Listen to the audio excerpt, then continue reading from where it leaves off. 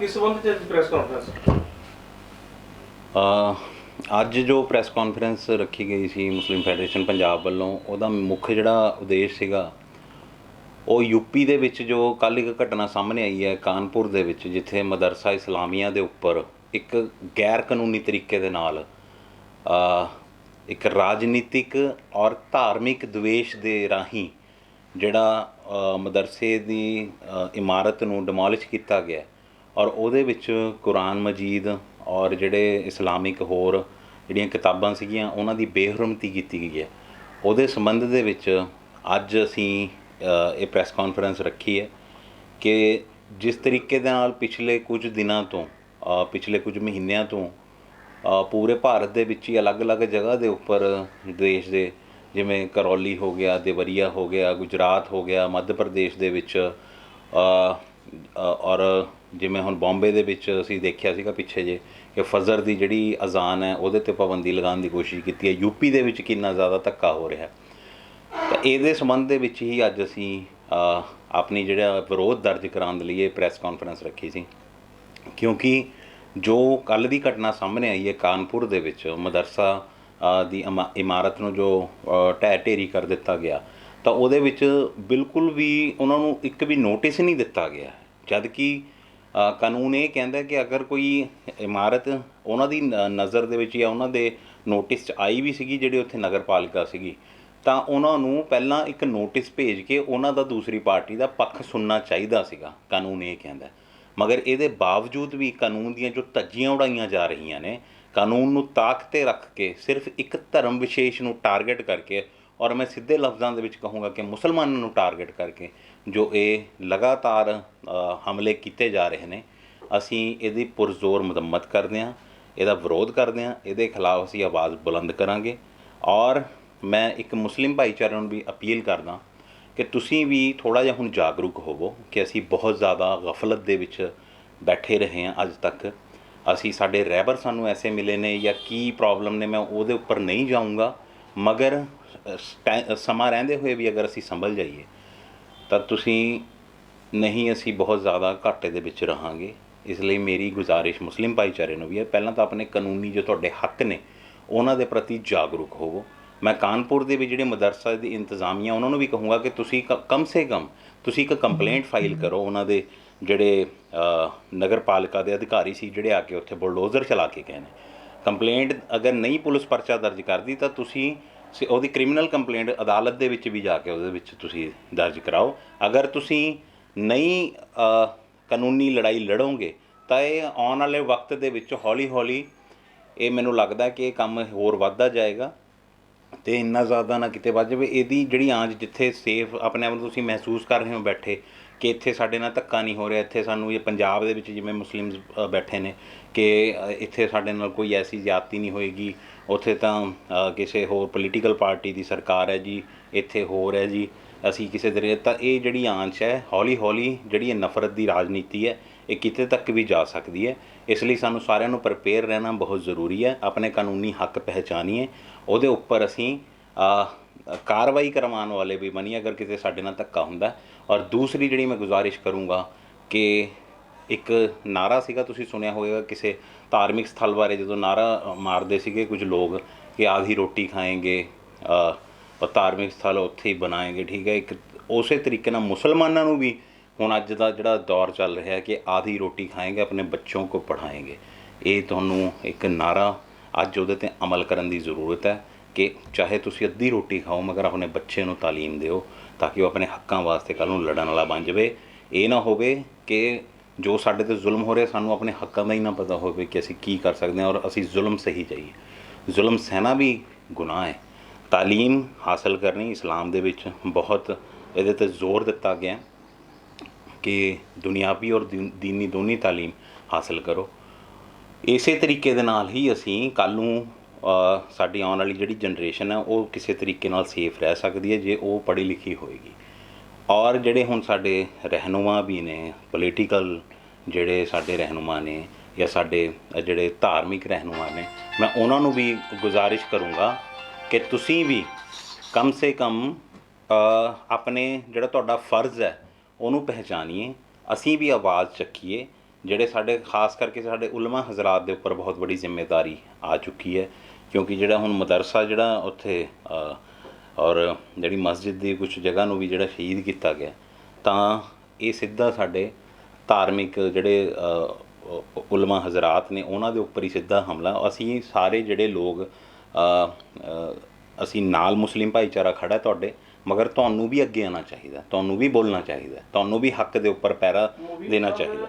ਤੁਹਾਡੀ ਗੱਲ ਦੇ ਵਿੱਚ ਹੀ ਹੈ ਕਿ ਤਾਲੀਮ ਦੇ ਉੱਤੇ ਸਾਡੇ ਉਲਮਾ ਬਹੁਤ ਰਹੇ। ਇਸ ਪਲੇਟਫਾਰਮ ਦੇ ਉੱਤੇ ਮੁਸਲਿਮ ਪਰਸਨ ਦਾ ਬੋਰਡ ਬਣਿਆ ਹੋਇਆ, ਉਹ ਕਿਉਂ ਖਾਮੋਸ਼ ਬੈਠੇ ਨੇ, ਕਿਉਂ ਨਹੀਂ ਅੱਗੇ ਆ ਰਹੇ ਲੋਕ? ਮੁਸਲਿਮ ਪਰਸਨਲ ਲਾਅ ਬੋਰਡ ਦੀ ਕੀ ਮਜਬੂਰੀਆਂ ਨੇ ਇਹ ਮੈਂ ਨਹੀਂ ਸਮਝਦਾ, ਬਟ ਜੋ ਮੇਰੇ ਨੌਲੇਜ ਦੇ ਵਿੱਚ ਉਹ ਕਾਫੀ ਹੱਦ ਤੱਕ ਕਾਨੂੰਨੀ ਲੜਾਈਆਂ ਆਪਣੀਆਂ ਲੜਦੇ ਨੇ। ਮੈਂ ਆਨਰੇਬਲ ਸੁਪਰੀਮ ਕੋਰਟ ਦੇ ਵਿੱਚ ਵੀ ਜਿਹੜੇ ਮੇਰੇ ਦੋਸਤ ਨੇ ਐਡਵੋਕੇਟਸ, ਉਹਨਾਂ ਨਾਲ ਵੀ ਕਈ ਵਾਰੀ ਗੱਲ ਹੁੰਦੀ ਹੈ, ਤਾਂ ਉਹ ਜਿੱਥੇ ਤੱਕ ਹੁੰਦਾ ਉਹ ਆਪਣੀ ਲੜਾਈ ਉੱਥੇ ਲੜਦੇ ਨੇ, ਮਗਰ ਜੋ ਰੋਲ ਉਹਨਾਂ ਨੂੰ ਪਲੇ ਕਰਨਾ ਚਾਹੀਦਾ, ਮੈਂ ਬਿਲਕੁਲ ਕਹੂੰਗਾ ਮੈਨੂੰ ਕੋਈ ਝਿਜਕ ਨਹੀਂ ਕਿ ਉਹ ਰੋਲ ਉਹ ਨਹੀਂ ਪਲੇ ਕਰ ਰਹੇ ਹੈਗੇ। ਕੀ ਮਜਬੂਰੀਆਂ ਨੇ, ਕੋਈ ਡਰਦੇ ਨੇ ਤਾਂ ਮੈਨੂੰ ਨਹੀਂ ਪਤਾ, ਮਗਰ ਡਰ ਦੇ ਨਾਲ ਦੇਖੋ ਜੀਣਾ ਮੈਨੂੰ ਤਾਂ ਨਹੀਂ ਲੱਗਦਾ ਹੈ।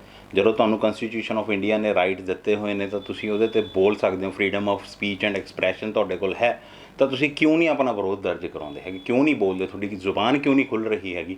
ਮੈਂ ਸਿਰਫ ਇਸ ਗੱਲ ਦੇ ਉੱਪਰ ਮੈਨੂੰ ਇਸ ਦੀ ਗੱਲ ਦੀ ਤਕਲੀਫ ਹੈ। ਮੋਦੀ ਸਾਹਿਬ, ਵੱਖ-ਵੱਖ ਸਿਆਸੀ ਪਾਰਟੀ, ਮੁਸਲਿਮ ਰਹਿਨੁਮਾ ਔਰ ਸੈਕੂਲਰ ਲੋਕ ਬੈਠੇ ਹਨ, ਉਹ ਅਜਿਹੇ ਮਾਮਲਿਆਂ 'ਤੇ ਕਿਉਂ ਨਹੀਂ ਖੁੱਲ੍ਹ ਕੇ ਸਾਹਮਣੇ ਆ ਰਹੇ ਵੀ ਇਹ ਇੱਦਾਂ ਦੇ ਵਾਕਿਆਤ ਹੋ ਰਹੇ ਨੇ, ਪੋਲੀਟੀਕਲੀ ਵੀ ਹੋ ਰਹੇ ਨੇ, ਔਰ ਜਦੋਂ ਵੋਟਾਂ ਆਉਣੀਆਂ ਨੇ, ਜਦੋਂ ਸਾਰਿਆਂ ਨੂੰ ਉਹਦਾ ਮਸਲੇ ਯਾਦ ਆ ਜਾਂਦੇ ਨੇ, ਹੁਣ ਇਹਦੇ ਪੋਲੀਟੀਕਲ ਲੋਕ ਜਿਹੜੇ ਸੈਕੂਲਰ ਜਾਂ ਮੁਸਲਮਾਨ ਘੱਟੋ ਘੱਟ ਪਾਰਟੀਆਂ ਬੈਠੇ, ਉਹ ਕਿਉਂ ਨਹੀਂ ਉੱਠ ਰਹੇ?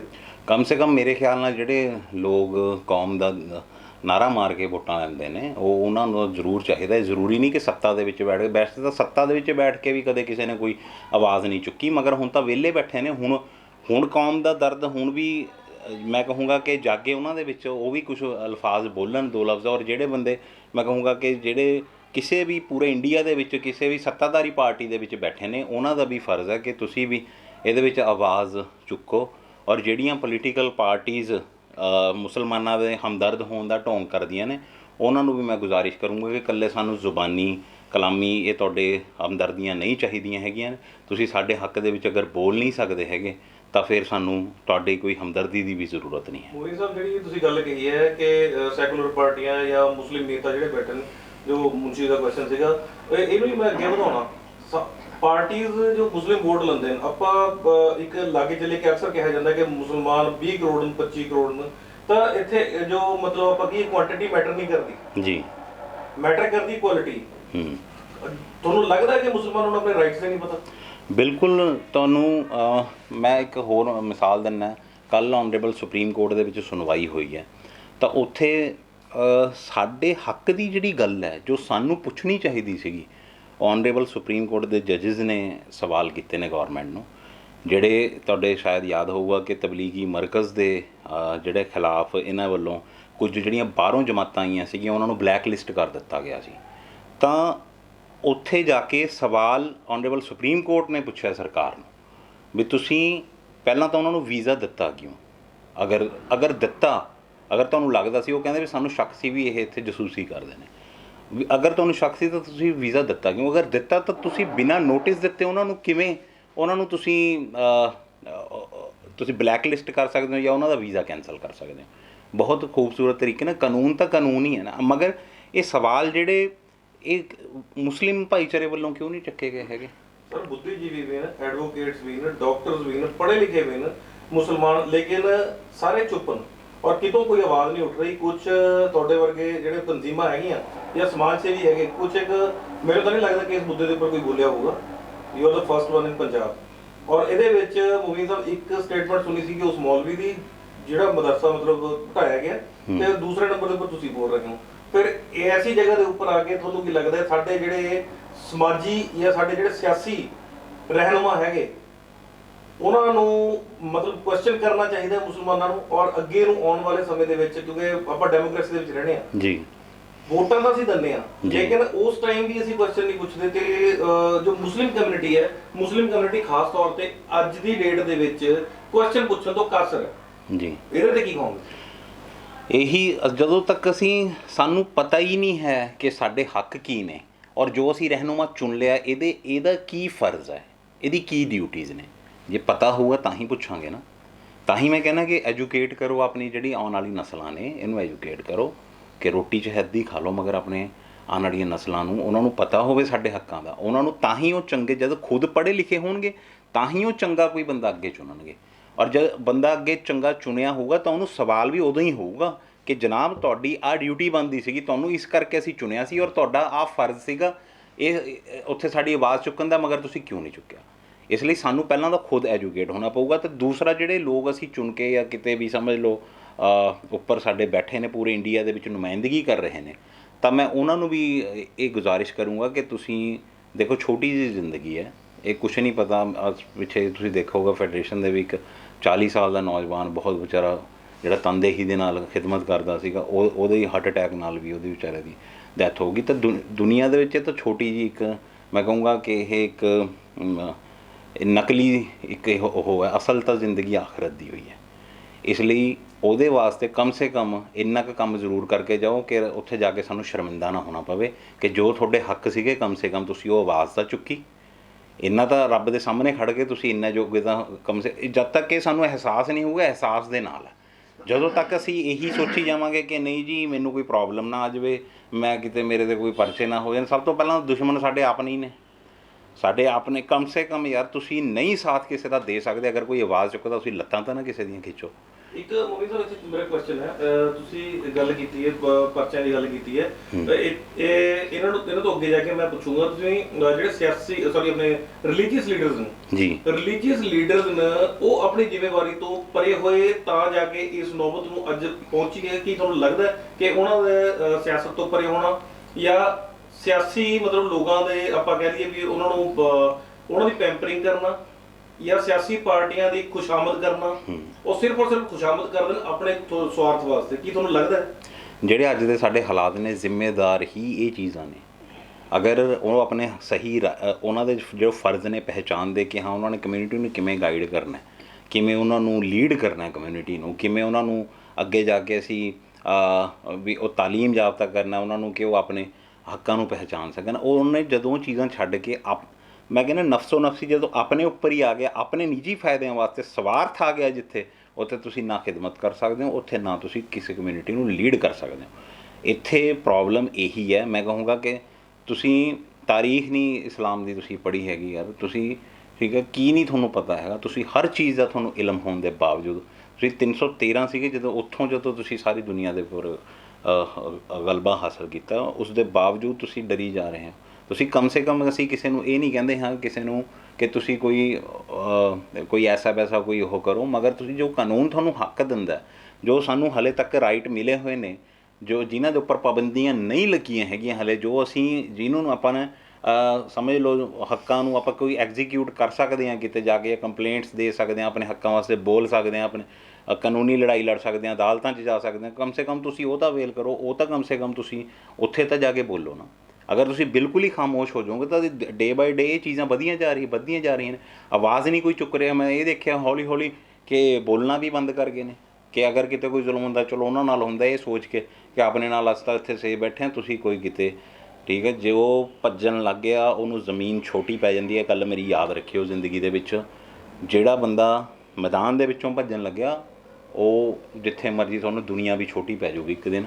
ਇਸ ਲਈ ਖੜੋ ਆਪਣੇ ਹੱਕਾਂ ਲਈ, ਘੱਟੋ ਘੱਟ ਆਪਾਂ ਆਪਣੀ ਕਾਨੂੰਨੀ ਲੜਾਈ ਲੜੀਏ, ਆਵਾਜ਼ ਬੁਲੰਦ ਕਰੀਏ। ਜਿੱਥੇ ਜ਼ੁਲਮ ਹੁੰਦਾ ਉੱਥੇ ਅਸੀਂ ਹਾਂ ਦਾ ਨਾਅਰਾ ਮਾਰੀਏ, ਜ਼ੁਲਮ ਦੇ ਖਿਲਾਫ ਬੋਲੀਏ। ਤਾਂ ਮੇਰੀ ਇਹੀ ਗੁਜ਼ਾਰਿਸ਼ ਹੈ। ਅੱਜ ਦੀ ਜਿਹੜੀ ਪ੍ਰੈਸ ਕਾਨਫਰੰਸ ਹੈ ਇਹ ਵੀ ਇਸੇ ਵਜ੍ਹਾ ਕਰਕੇ ਸੀ ਕਿ ਅਸੀਂ ਆਪਣੇ ਜਿੱਥੇ ਵੀ ਕਿਤੇ ਧੱਕਾ ਹੋ ਰਿਹਾ, ਜ਼ੁਲਮ ਹੋ ਰਿਹਾ, ਜਹਾਂਗੀਰਪੁਰੀ ਦੇ ਵਿੱਚ ਹੋਇਆ ਸੀ, ਉੱਥੇ ਵੀ ਬਿਨਾਂ ਨੋਟਿਸ ਦੇ ਉੱਪਰੋਂ ਬੁਲਡੋਜ਼ਰ ਚਲਾਏ ਗਏ ਸੀ। ਸਾਡੇ ਨਾਲ ਐਸੀ ਕਮਿਊਨਿਟੀ, ਸਾਡੇ ਹਿੰਦੂ ਭਰਾਵਾਂ 'ਤੇ ਮੈਨੂੰ ਮਾਣ ਹੈ ਜਿਹੜੇ ਉੱਥੇ ਆਨਰੇਬਲ ਸੁਪਰੀਮ ਕੋਰਟ ਦੇ ਸੰਜੇ ਹੇਗੜੇ ਸਾਹਿਬ, ਦੁਸ਼ਯੰਤ ਦਵੇ ਸਾਹਿਬ, ਕਪਿਲ ਸਿੱਬਲ ਸਾਹਿਬ, ਇਹ ਉੱਥੇ ਪ੍ਰਸ਼ਾਂਤ ਭੂਸ਼ਣ ਸਾਹਿਬ, ਇਹਨਾਂ ਨੇ ਸਾਡੀ ਆਵਾਜ਼ ਚੁੱਕੀ ਆ ਉੱਥੇ। ਮੈਂ ਉਹਨਾਂ 'ਤੇ ਫਖਰ ਮਹਿਸੂਸ ਹੁੰਦਾ ਸਾਨੂੰ ਇੱਥੇ ਗੰਗਾ ਜਮਨੀ ਤਹਿਜ਼ੀਬ ਦੇ ਉੱਪਰ ਜਿਹੜੀ ਭਾਰਤ ਦੀ ਹੈ। ਔਰ ਉਹਨਾਂ ਵੀਰਾਂ ਨੇ, ਸਾਡੇ ਹਿੰਦੂ ਵੀਰਾਂ ਨੇ ਉੱਥੇ ਜਾ ਕੇ ਆਵਾਜ਼ ਚੁੱਕੀ ਔਰ ਜਹਾਂਗੀਰਪੁਰੀ ਦੇ ਵੀ ਜਿਹੜਾ ਬੁਲਡੋਜ਼ਰਾਂ ਦੇ ਉੱਪਰ ਲਗਾਮ ਲੱਗੀ। ਮਗਰ ਕਦੋਂ ਤੱਕ ਤੁਸੀਂ ਵੀ ਤਾਂ ਬੋਲੋ ਨਾ। ਉਹ ਤਾਂ ਸਾਡੇ ਹੱਕ ਦੇ ਵਿੱਚ ਬੋਲ ਹੀ ਰਹੇ ਨੇ, ਉਹਨਾਂ ਦਾ ਚਲੋ ਸਾਡੇ 'ਤੇ ਬਹੁਤ ਬੜਾ ਅਹਿਸਾਨ ਹੈ। ਜਿਹੜੇ ਸਾਡੇ ਇਸ ਦੇ ਮੁਲਕ ਨੂੰ ਪਿਆਰ ਕਰਨ ਵਾਲੇ, ਇਸ ਮੁਲਕ ਦੀ ਆਪਸੀ ਭਾਈਚਾਰੇ ਨੂੰ, ਗੰਗਾ ਜਮਨੀ ਤਹਿਜ਼ੀਬ ਨੂੰ ਮੁਹੱਬਤ ਕਰਨ ਵਾਲੇ ਲੋਕ ਨੇ, ਉਹ ਤਾਂ ਸਾਡੇ ਹੱਕ 'ਚ ਬੋਲ ਰਹੇ ਨੇ। ਤੁਸੀਂ ਕਦੋਂ ਬੋਲੋਗੇ? ਤੁਹਾਡਾ ਅਗਲਾ ਸਟੈਪ ਇਸ ਕੰਸਰਨ ਕੀ ਹੋਊਗਾ ਜੀ? ਅਸੀਂ ਤਾਂ ਜੋ ਲੀਗਲ, ਦੇਖੋ ਮੇਰੀ ਤਾਂ ਜੋ ਅਸੀਂ ਕਰ ਸਕਦੇ ਹਾਂ, ਮੇਰੇ ਦਿੱਲੀ ਵੀ ਹੁਣ ਮੇਰੀ ਗੱਲ ਹੋਈ ਹੈ, ਜੋ ਆਨਰੇਬਲ ਸੁਪਰੀਮ ਕੋਰਟ ਦੇ ਵਿੱਚ ਅਸੀਂ ਜਾ ਕੇ ਜੋ ਵੀ ਇਹਦੇ ਵਿੱਚ ਜੋ ਇਹ ਘਟਨਾਵਾਂ ਹੋ ਰਹੀਆਂ ਨੇ ਲਗਾਤਾਰ ਵੱਧਦੀਆਂ ਜਾ ਰਹੀਆਂ, ਇਹਦੇ ਬਾਰੇ ਅਸੀਂ ਤਾਂ ਅਦਾਲਤਾਂ ਦੇ ਵਿੱਚ ਹੀ ਜਾ ਕੇ ਕੋਈ ਉਹ ਕਰ ਸਕਦੇ ਹਾਂ। ਇਸ ਤੋਂ ਇਲਾਵਾ ਹੁਣ ਪੋਲੀਟੀਕਲੀ ਤਾਂ ਸਾਡੀ ਕੋਈ ਉਹ ਹੈ ਨਹੀਂ। ਅਸੀਂ ਤਾਂ ਕਿਤੇ ਨਾ ਕਿਤੇ ਜੋ ਹੋਊਗਾ ਕਾਨੂੰਨੀ ਲੜਾਈ, ਜਿੱਥੇ ਸਾਡੀ ਅੱਲਾਹ ਤਾਲਾ ਕੋਈ ਡਿਊਟੀ ਲਾਊਗਾ ਕਿਤੇ, ਉਹ ਜਿੱਥੇ ਲੜਨ ਦੀ ਸਾਡੀ ਹਿੰਮਤ ਅੱਲਾ ਦਊਗਾ, ਜ਼ਰੂਰ ਅਸੀਂ ਆਪਣੀ ਕਮਿਊਨਿਟੀ ਵਾਸਤੇ ਜ਼ਰੂਰ ਕਰਾਂਗੇ ਇਨਸ਼ਾਅੱਲਾ। ਇਹ ਗੱਲ ਕਹਿ ਕੇ ਮੋਦੀ ਸਾਹਿਬ ਤੁਸੀਂ ਵੀ ਭੱਜਦੇ ਨਹੀਂ ਲੱਗ ਰਹੇ, ਵੀ ਜਿਸ ਤਰ੍ਹਾਂ ਤੁਸੀਂ ਕਿਹਾ ਵੀ ਪੋਲੀਟੀਕਲੀ ਤੁਸੀਂ ਆਉਣੇ, ਤੁਸੀਂ ਪੋਲੀਟੀਕਲੀ ਕਿਉਂ ਨਹੀਂ ਆ ਰਹੇ?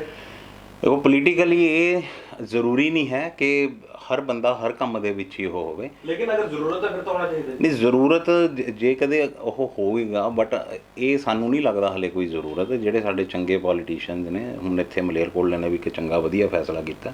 ਇੱਕ ਨਕਲੀ ਜਿਹੜੇ ਕੌਮ ਦੇ ਰਹਿਬਰ ਬਣੇ ਫਿਰਦੇ ਸੀਗੇ 20-22 ਸਾਲਾਂ ਤੋਂ ਲਟੇਰੇ, ਉਹਨਾਂ ਨੂੰ ਇੱਥੋਂ ਭਜਾ ਕੇ, ਉਹ ਵੀ ਇੱਕ ਬਹੁਤ ਵਧੀਆ ਕੰਮ ਹੈ। ਮੈਂ ਕਹੂੰਗਾ ਘੱਟੋ ਘੱਟ ਅਸੀਂ ਆਪਣੇ ਦੇ ਵਿੱਚ ਹੀ ਜਿਹੜੇ ਇਹ ਲੋਕ ਸ਼ਾਮਲ ਹੋ ਗਏ, ਜਿਹੜੇ ਆਪਣੇ ਲੋਕਾਂ ਨੂੰ ਹੀ ਮਾਰ ਰਹੇ ਨੇ, ਇਹਨਾਂ ਤੋਂ ਤਾਂ ਘੱਟੋ ਘੱਟ ਛੁਟਕਾਰਾ ਪਾਈਏ ਪਹਿਲਾਂ, ਤਾਂ ਹੀ ਕੋਈ ਚੰਗੇ ਬੰਦੇ ਅਗਰ ਉਹ ਹੌਲੀ ਹੌਲੀ ਹੁਣ ਅੱਗੇ ਜਿਹੜੇ ਹੁਣ ਇੱਥੇ ਉਹ ਚੁਣੇ ਗਏ ਨੇ ਸਾਡੇ MLA ਸਾਹਿਬ, ਉਹਨਾਂ ਤੋਂ ਵੀ ਅਸੀਂ ਤਵੱਕੋ ਇਹੀ ਰੱਖਦੇ ਹਾਂ ਕਿ ਉਹ ਵੀ ਇਨਸ਼ਾਅੱਲਾ ਜ਼ਰੂਰ ਉਹ ਕਰਦੇ ਵੀ ਆਏ ਨੇ, ਪਹਿਲਾਂ ਤੋਂ ਕਰਦੇ ਆਏ ਨੇ, ਅਤੇ ਉਹ ਇਨਸ਼ਾਅੱਲਾ ਸਾਨੂੰ ਅੱਗੇ ਵੀ ਉਮੀਦ ਆ ਵੀ ਉਹ ਜ਼ਰੂਰ ਇਹਦੇ ਵਿੱਚ ਕੋਈ ਨਾ ਕੋਈ ਉਹਦੇ ਵਿੱਚ ਉਹ ਕਰਨਗੇ। ਅਗਰ ਜ਼ਰੂਰਤ ਪੈਂਦੀ ਹੈ, ਮਲੇਰਕੋਟਲੇ ਦੀ ਆਵਾਮ ਹੈ, ਪੰਜਾਬ ਦਾ ਮੁਸਲਮਾਨ ਐਕਸਪੈਕਟ ਕਰ ਸਕਦਾ ਕਿ ਤੁਸੀਂ ਪੋਲੀਟੀਕਲੀ ਸਟਰੋਂਗ ਹੋਵੋਗੇ, ਪੋਲਿਟਿਕਸ ਆਉਂਗੇ। ਅਸੀਂ ਕਿਤੇ ਵੀ ਆਪਣੀ ਕਮਿਊਨਿਟੀ ਲਈ ਕੋਈ ਵੀ ਉਹ ਹੋਏਗਾ ਤਾਂ ਅਸੀਂ ਕਦੇ ਵੀ ਪਿੱਛੇ ਨਹੀਂ ਹਟਾਂਗੇ ਇਨਸ਼ਾਅੱਲਾ।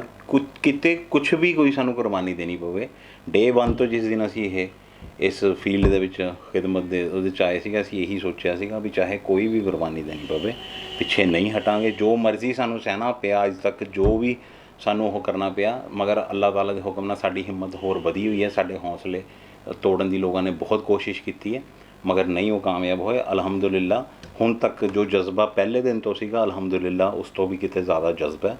ਜਿੱਥੇ ਕਿਤੇ ਜ਼ਰੂਰਤ ਪਊਗੀ, ਅਸੀਂ ਆਪਣੀ ਕਮਿਊਨਿਟੀ ਦੇ ਲਈ ਕਿਤੇ ਕੋਈ ਵੀ ਕੁਰਬਾਨੀ ਦੇਣੀ ਪਈ, ਅਸੀਂ ਉੱਥੇ ਤੱਕ ਵੀ ਪਿੱਛੇ ਨਹੀਂ ਹਟਾਂਗੇ ਇਨਸ਼ਾਅੱਲਾ।